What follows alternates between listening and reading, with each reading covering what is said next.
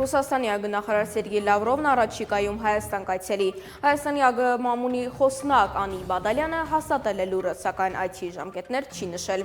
Ինչպես նաև Ռուսաստանի Դաշնային ժողովի Դաշնության խորհրդի նախագահ Վալենտինա Մատվիենկոյի Երևան նախատեսվող այցի մասին տարեսկզբին հայտնել էր նաև Լավրովը Հայաստանի ԱԳ-նախարար Արարատ Միրզոյանի հետ հանդիպման ժամանակ։ Միրզոյանն էլ արձագանքել էր. «Երջանիկ կլինեմ ու սիրով կսպասեմ ձեզ Երևանում»։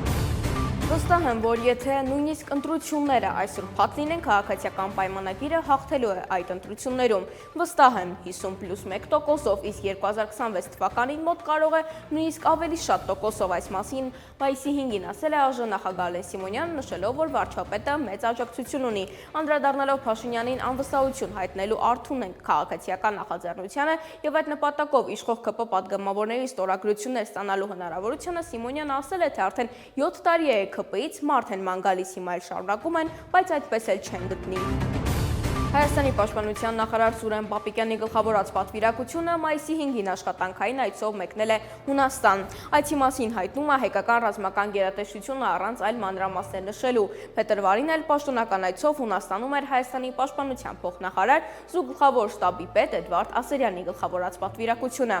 Ասերյանը Հունաստանում քննարկել էր պաշտպանության բնագավառում Հայաստան-Հունաստան համագործակցության հնարավորություններն ու հեռանկարները։ Ադրբեջանն օկուպացված Արցախում ավերել է Մարտակերտի շրջանի Վան գյուղի 1941-ից 45 թվականների հայրենական պատերազմի զոհերի հուշարձանը, Արցախյան ազատամարտի զոհերի հիշատակը հավերժացնող խաչքարն ու զոհված ազատամարտիկների պատկերաքանդակներով հուշապատը։ Բարբարոս Ադրբեջանի հակահայ հակամշակութային ավերիչ քաղաքականությունն անարգել շարունակվում է Արցախում, անխնա ոչնչացվում է ամեն ինչ, ինչ հայկական է, գրված է Արցախ Մոնումենտս Facebook-յան էջում։ Երևանյան ռեստորաններից մեկի աշխատակիցները, տեսնելով ռուս նորապսակ զույգին, որոշել են շնորհավորել նրանց ու հարսանիքին հայկական համ ու հոտ տալ։ Ավանդական լավաշը, մեղրն ու կոնֆետները անպակաս էին։